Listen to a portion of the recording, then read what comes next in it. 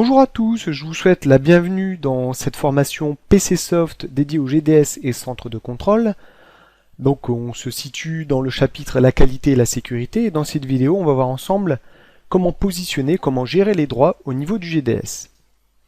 Donc on va voir dans un premier temps l'intérêt de gérer des droits sur un gestionnaire de code source, et dans un second temps nous allons mettre en œuvre donc cette gestion de droits sur le GDS actuel qui possède d'ailleurs différents projets maintenant dans cette formation. Donc l'intérêt de gérer des droits, c'est déjà dans un premier temps de gagner en qualité. Alors pourquoi gagner en qualité? Parce qu'en fait vous allez protéger des projets, des codes sources, donc vous allez pouvoir protéger des projets en entier, des fenêtres, des états, des éléments sensibles dans vos projets. C'est également très utile dans le partage des éléments. Par exemple, on a vu dans une vidéo précédente le partage d'éléments. Effectivement, on peut avoir un projet commun et partager des éléments de ce projet, mais effectivement, il n'y a que les personnes qui gèrent ce projet commun qui a le droit de modifier les codes sources, mais pas les projets liés. Donc on va voir ça ensemble tout de suite sous WinDev 20. Donc j'ai ouvert le projet loterie sous WinDev 20 avec le développeur 1. Donc pour gérer les droits sur des objets du GDS, vous avez plusieurs possibilités. Soit vous passez par l'explorateur de projet, vous cliquez sur les éléments dont vous souhaitez modifier les droits, donc par exemple fenêtre de tirage, et vous cliquez dans le volet GDS, vous cliquez dans le sous-menu éléments en cours, sur propriété. Donc vous avez la fenêtre de propriété de l'élément, fenêtre tirage qui s'affiche, et vous avez un onglet droit qui permet de gérer les droits pour cet élément. Deuxième possibilité, vous cliquez de nouveau sur un élément, vous faites un clic droit, donc menu contextuel, afficher les propriétés, onglet droit, pour gérer les droits sur votre élément en cours. Une dernière possibilité est d'accéder à l'administrateur du GDS. Donc ici, je me retrouve dans l'administrateur du GDS en tant que dev1. Et ici, je peux faire un clic droit, par exemple, sur ma calculatrice, cliquer sur propriété.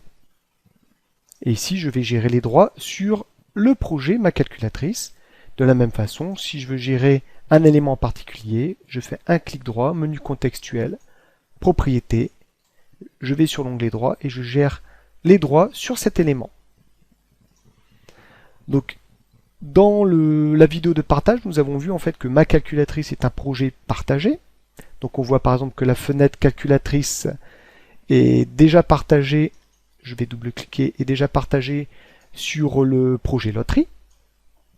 Donc ce que je souhaite faire, c'est que en tant que dev1, je vais être le seul à pouvoir modifier, ajouter, corriger le projet ma calculatrice et que les autres personnes ne peuvent que lire les informations de ce projet.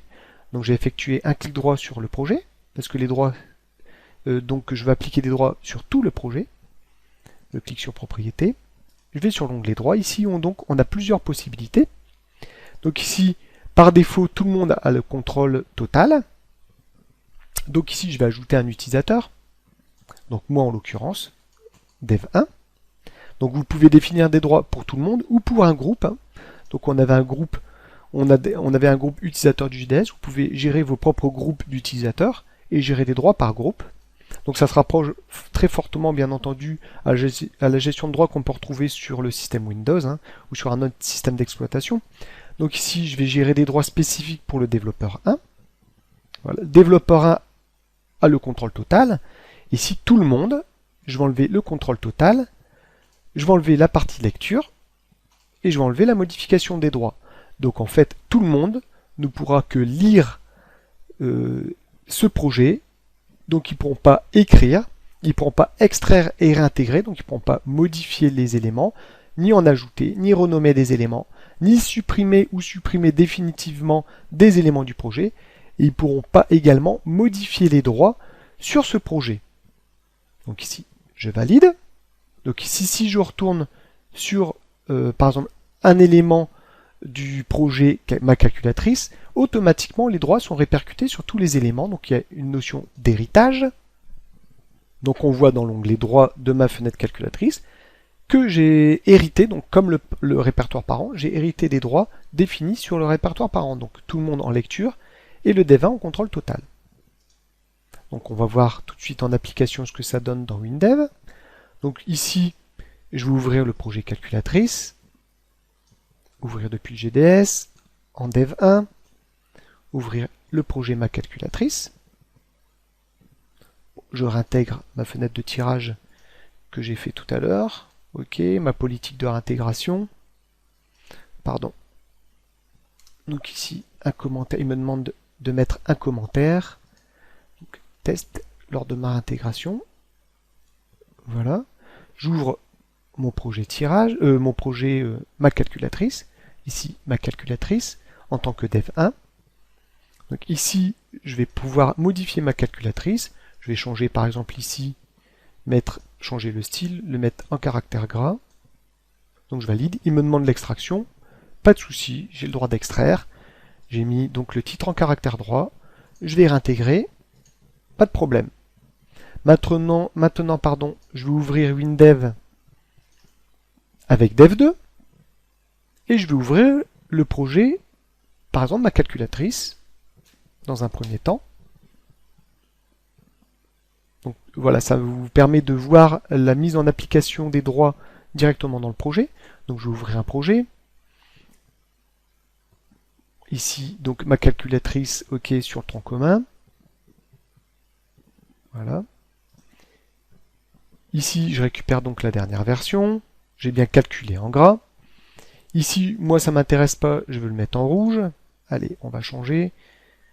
On va mettre la couleur de police en rouge. Je valide. Donc ici, je me dis super, je vais pouvoir extraire. Eh bien non, je vais avoir une erreur du GDS, comme quoi l'utilisateur dev2 n'a pas le droit requis pour effectuer l'opération. Donc accès refusé. J'ai le droit nécessaire à l'écriture, je suis qu'en lecture, donc je ne vais pas pouvoir extraire l'élément et pouvoir le modifier. Donc voilà la mise en application directe des gestions de droits, donc de la gestion de droits dans l'application. On va voir l'élément partagé, ce qui est intéressant. Donc je vais ouvrir un projet à partir du GDS pour vous montrer. Je vais ouvrir le projet loterie du tronc commun. Donc ici, j'ouvre normalement. J'ai des nouveaux éléments à récupérer, donc fenêtre de tirage que j'ai modifiée tout à l'heure. Ici, la fenêtre calculatrice que j'ai modifiée également. Et ici, la politique de réintégration que je récupère en local. Donc me voilà donc dans le projet loterie. Ici, donc j'ai une fenêtre calculatrice qui a un élément partagé. Normalement, on ne devrait pas pouvoir extraire l'élément pour pouvoir le modifier. Malheureusement, on va voir que la gestion de droit, c'est pas aussi simple. Ici, je peux extraire l'élément. Je peux aller le modifier. On va marquer le résultat. Et donc on voit très bien que je peux modifier l'élément partagé. Voilà. Je réintègre. Je peux réintégrer sans difficulté mon élément. Je vais rouvrir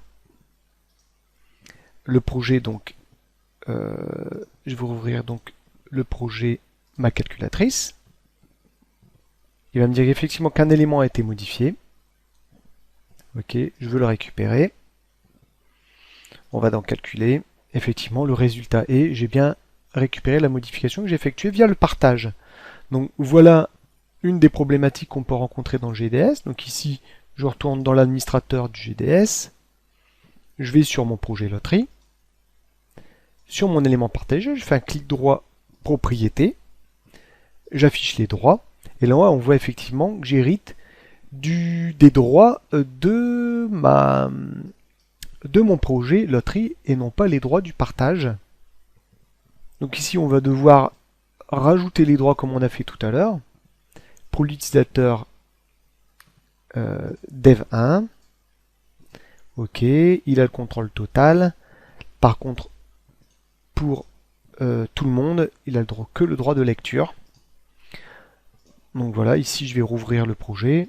Donc vous doutez bien que ça va fonctionner cette fois-ci. Je suis en dev2, j'ouvre loterie. Ok. je suis ici, je vais vouloir modifier le code source, je veux l'extraire et là il me dit que j'ai pas le droit. Donc voilà le problème il faut faire attention dans la gestion des droits avec les éléments partagés. Il faut bien positionner les droits également sur les éléments partagés des projets. Alors pourquoi avons-nous cette problématique? Tout simplement parce qu'en général, on définit les droits sur le projet avant de les partager. Donc ce qu'on va faire ici, c'est qu'on va départager la fenêtre calculatrice. Ok, donc, clic droit, propriété, droit, j'ai bien le contrôle dev1 a bien le contrôle total et tout le monde est en lecture seule. Ici, je vais dans loterie, ma fenêtre tirage n'est pas partagée. Donc ici, je vais prendre ma calculatrice, je vais faire un drag and drop dans loterie. Bon, bien entendu, il va me faire un petit warning comme quoi le fichier existe déjà. C'est juste pour montrer effectivement qu'il faut effectivement paramétrer les droits sur le projet et ensuite partager, ça évite ce genre de désagrément. Donc ici, je vais partager donc la fenêtre calculatrice dans loterie. Ok, les éléments suivants existent déjà dans le répertoire, tout à fait. Je remplace. Je vais dans loterie. Ici, j'ai ma fenêtre calculatrice. Je fais un clic droit, propriété. Je vais dans la gestion des droits. Et ici, j'ai bien dev1 qui a le contrôle total et tout le monde qui est en lecture seule. Donc voilà ce petit désagrément qu'on peut avoir effectivement dans la gestion des droits. Je voulais vous le montrer, vous l'expliciter que si vous avez déjà des partages, faites attention à cette gestion de droits. Et la bonne practice, effectivement, c'est de gérer les droits avant le partage.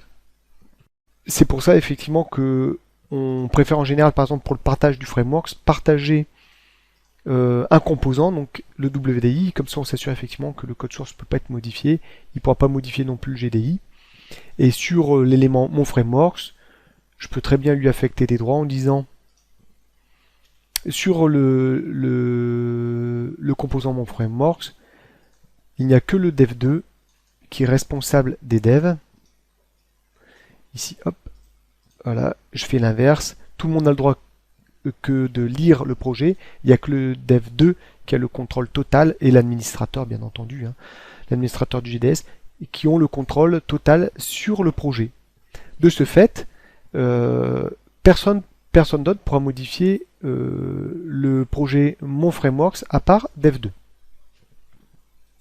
Donc cette gestion de droit, ça peut être très intéressant, par exemple, pour si vous avez des stagiaires qui arrivent sur un ensemble de projets, définir un ensemble de droits pour des stagiaires, pour des groupes de développeurs.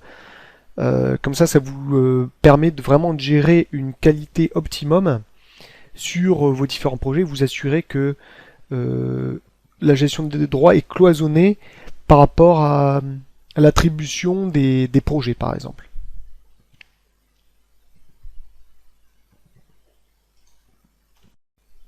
Donc ce qu'on a couvert dans cette vidéo, c'est la gestion des droits dans le GDS. Merci de votre attention et je vous dis à tout de suite pour l'administration, la vidéo suivante qui concernera en fait la gestion de la base du GDS, donc l'administration de la base de données du GDS. Merci, à tout de suite.